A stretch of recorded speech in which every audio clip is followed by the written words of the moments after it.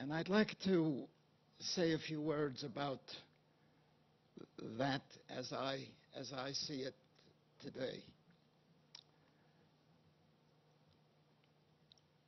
There are no European countries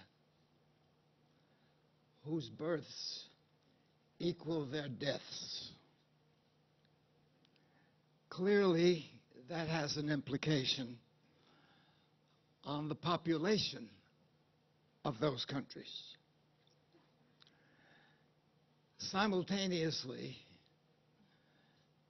we are witnessing an influx of young men and women from Africa and parts of Asia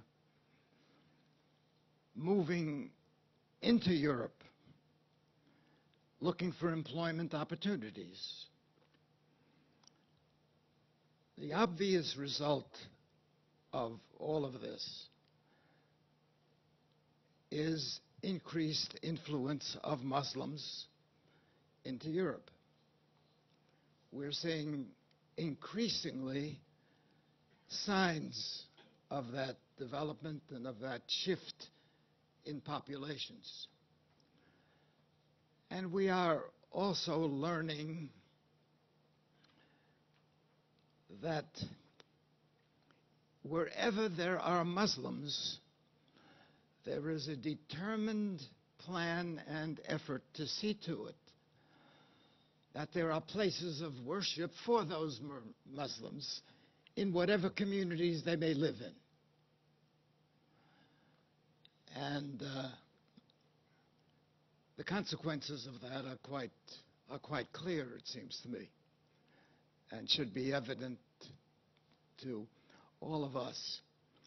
And we're seeing signs of it. When the trade union, for example, of professors in England decide to boycott the writings and activities of Israeli scientists and Israeli universities, you can see there's something evolving. There is something taking place of a serious nature. I recently received a newspaper item from a Geneva newspaper sent by a friend of mine in Geneva, showing again more anti-Israel activity taking place. And this is a reality that we are now facing, beginning to face. But as I look ahead, frankly, I see a reality that's going to increasingly worsen because of the population shift being inevitable, moving in that direction. And I think we must take note of that. And I think we have to recognize that.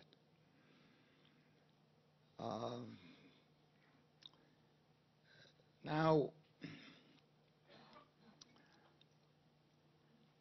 we've been referring to the United Nations and the problems that we all know about because we've heard about it over and over and over again.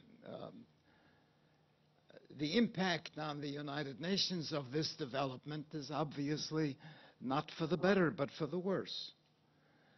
I'm generally not a pessimist in life, but I do think we have to come to grips with that problem, because there are changes that I think are inevitably developing that we should be conscious of. You know, we had John Bolton here this morning. We applauded him. He's a friend. But we should also remember that the United States Senate refused to confirm him. I was one of two Democrats who actively supported him. And I informed people in the Congress that a Democrat, a Humphrey Democrat, thought that he should be in the United Nations. My estimate, and I've made no statistical analyses of these things, but my estimate is that a vast majority of the American rabbinate felt with the Democrats, and I'm a Democrat, that it was a good thing that he wasn't confirmed. That's my judgment based on my conversations, frankly, with the rabbinate in Washington. And I don't think it'll be much different anyplace else. Again, here was a man who was helpful to us, who can be increasingly helpful in this situation. And yet somehow that kind of sophisticated distinctions that have to be made politically are not always made. And I regret that. And I think I have to take note of that also as we are analyzing this problem. We've also talked about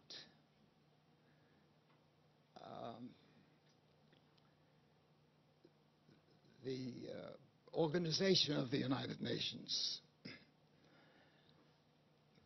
I was some years ago the chairman of Freedom House, and we developed a program which we presented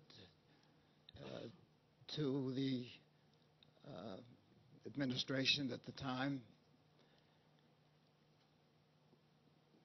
which I will say was adopted by Madeleine Albright when she was the Secretary of State, and also by Colin Powell when he became Secretary of State. And it was a very simple, broad analysis which said,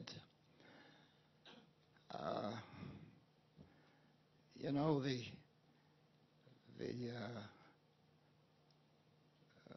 Arabs have friends, the Soviets or the Russians have friends. Why isn't there an alliance of democracies within the United Nations, a community of democracies within the United Nations, which will meet regularly and talk through issues, obviously Israel being a part of the community of democracies. It exists today. There is a community of democracies. My guess is that most of you here don't even know exists. I don't think the Congress is aware it exists. It now only meets once a year and doesn't really take up anything seriously. But an instrument is there. And an instrument is there which the Jewish community can help develop. I speak about this at other communities and before other audiences as well, because I think it is a way to salvage an institution that has to be dealt with.